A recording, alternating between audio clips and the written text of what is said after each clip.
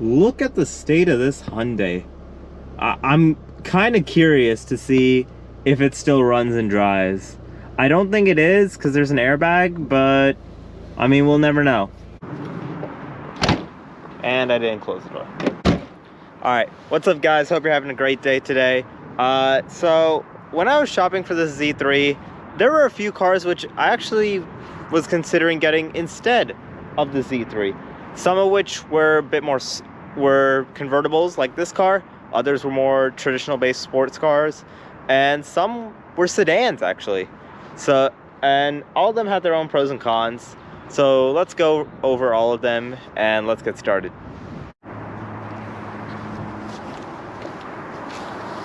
All right, so when I was shopping for the Z3, there was about a good 6 other cars, I want to say, that were for sale. Or, well, not for sale, but 6 other cars that I was looking at and thinking about getting instead of this Z3. One of those cars is the Infiniti G35. I was thinking about getting either that or a 350Z, one of the VQ engine Nissans, essentially. So that, because of just, it sounds nice at the time for me. It sounded really nice in my opinion. And I had a relative that was looking to get rid of his. He wanted $500. Or he was asking me $500 for his Infiniti G35, 2006 all-wheel drive. It had about 160,000 miles on it at the time, and we were very close to trading cash and title, but it just didn't go through. But even after that, I was still looking around on Facebook Marketplace thinking, hey, if there's a good deal, I might as well go for it.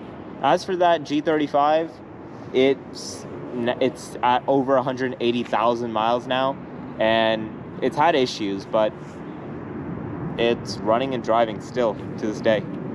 So after the G35 fiasco, I was looking at getting another Japanese sedan, or well, instead of that G35, I was looking at getting the Lexus IS250. And the reason for the IS250, this is like the 2008 Lexus IS250, by the way, was because originally I was shopping for the Lexus IS350 because it's a rear-wheel drive, 300 horsepower, quick sedan that does 0 to 60 in 5 seconds. So I was like, it's a good performance car, and it rivals the G35, so I might as well look at that. But the problem is that the IS350s were a bit out of my range, so I decided, you know what, let me go on down to the IS250s. They're nice, they're comfortable, they're practical from what I've heard. And so I went shopping around for those. But for me personally, they were a little bit too boring, in my opinion. Like, I just found them to be just a regular old Lexus sedan. Nothing good, nothing bad. And I was just like, you know what? I want this to be I want to have a fun car. And so that one got the kibosh.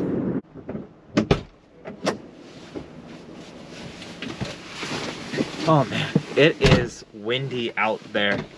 But for option 3 that I was considering was the Acura TSX. Acura made this car in around the 2010 time. They had a generation in 2006. I had a relative who was looking to sell his TSX and pick up an MDX.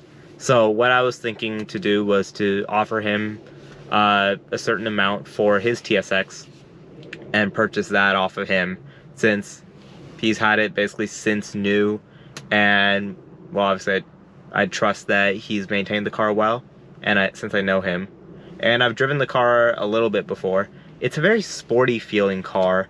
Not the fastest thing in the world, but it is a very sporty experience. Not as sporty as like the Z3, but it's still practical. It still works perfectly fine, and it's reliable. So I figured that that would be a good potential option.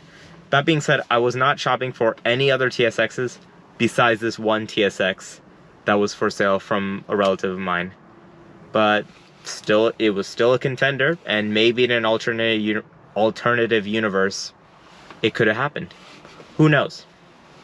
And so now we get to the exciting cars.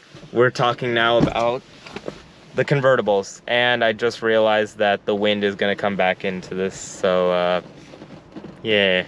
Alright, so I put on a hat now so that hair doesn't keep on getting into my face, but now we'll talk about the first convertible option that I was considering getting. And that was, well, it's apparent to basically every car enthusiast, the one that every car enthusiast has tried to shop for at least once, and that's the Mazda Miata.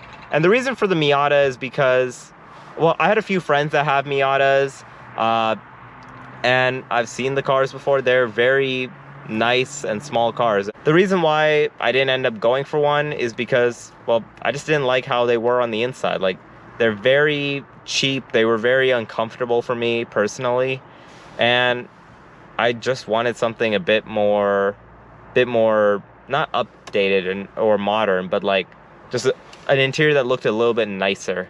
And along with that, I was shopping around for NA and NB Miatas, and the automatics in those aren't that good. I'll be honest, I don't know how to drive a stick shift, so I had to search for manual or automatic transmissions. And so the automatic in this car was slightly better than the automatic in the Miata. So that's why the Miata fell and was no longer the front runner. All right, so the first front runner, as I'll call them, these are essentially the cars that I was actively searching for at the end, was the Porsche Boxster, actually. The 986 Boxsters to me just drew me in because, well, I mean, the 911 styling, or well, 911 similarity styling, and the practicality in those cars. Like, you can have a rear trunk and a front trunk as well, and they both have decent enough storage space for what they are. Along with that, it's a Porsche. It has a very nice interior, even for the times. And obviously, as everyone knows, Porsches drive amazingly, and they have great build qualities as well. Along with that, from what I've heard, they have decent reliability. In Consumer Reports, I've heard that the company as a whole has been known to be more reliable than even Toyota, which just blows my mind. It's insane. All right, so the second front runner that I was looking for was the Mercedes SLK. And the reason for the SLK was, well, primarily because of Tyler Hoover, actually. If you guys don't know, back in like 2019, I want to say, he surprised his girlfriend, now wife, with a red 2007 Mercedes SLK 55 AMG. And from then I was like, whoa, these are cool. Because like, it was hardtop convertible, very small car, which is good for me because personally I would rather have a smaller car than a larger car. That's why I didn't have like any SUVs or, I don't know, minivans or wagons in my search whatsoever. But personally, I like the SLK. Like, it was a small car and it did the job. And this is coming from a person, by the way, who doesn't like Mercedes that much. Obviously, I drive a BMW, but even then, like, even before, I didn't really like Mercedes all that much. I thought they were just kind of boring cars, but the SLK was the exception for me. And so the final front runner, you guys might have been able to guess it. It's the car we're sitting in right now, the BMW Z3. This car, well, it was a journey to find, well, this car that we're sitting in specifically. It took 3 tries to find it. And so the first attempt, we saw a 2000 2.8 liter Z3, which was in amazing condition, white on tan, and there was basically no imperfections done. All the servicing was done at BMW, and the only spot that this guy drove his car to was to go see his mother, and that was about it. Honestly, it was a great car, but the reason we passed on it was just because it was too incredibly nice. Like, it was such a great condition car that if I, someone who's shopping for their first car, were to do anything to it, like, even if it was like a slight rock chip, I would have felt guilty about it. And that's the reason for looking at test driving the second Z3, because it was the polar opposite to this. It was a 1996 1.9 liter, and when I tell you that this car was trashed, it was. Like, it was a cool car, don't get me wrong, because it was a borderline race car. Or, well, I like to call it a race car, because the leather was torn. There were the cheap plastics right around this area had broken in several spots. The grab handle broke off on the passenger side door, and there's no muffler on the car, which, to give credit, it did sound really nice as a result. But the problem was that the starter was broken. So to start the car, what you had to do was you had to put the key in the ignition, twist the key, and then on the left side of the dash, flip a switch so that you could start the car. And I'll be honest, when I test drove the car and the guy had to explain it to me, I might or might not have grinded the starter a little bit. If the guy is watching this, I'm very sorry for doing that. But then, third time's the charm, and we're in this Z3 right now. All right, and so bonus entry. This car, I didn't realize that I was looking for it until, I want to say, about partway into this video, where I was like, oh my god, I forgot about that. I forgot I was looking for this car. And this car is the E92/E93 BMW 3 Series. So basically the 3 Series that they made from 2006 to about 2012, I want to believe. My math might be a little bit off, and I'm very sorry about that. But this car, for me, like the 335i, that was the original one that I was looking at, and it had the N54 that I really like, because you can tune those things to 800 horsepower. And so what I was thinking was that I could get a 335i and then drive it around stock for like a few years, and then afterwards tune it to a higher horsepower and enjoy the performance of it a little bit more. But after a while, I then learned that the N54s are really unreliable. I give them the nickname Glass 2JZ because even though you can tune them a lot, they are very notorious for going wrong in so many different ways, which brought me more into focus on the 328i. But even then, I couldn't find that many for sale, and well, I couldn't find that many 328 coupe convertibles for sale local to me, and the ones I did find were either high miles or I just did not like them that much. I had a weird feeling about them, and so I ended up passing on those two, and one way or another, it ended up in the Z3.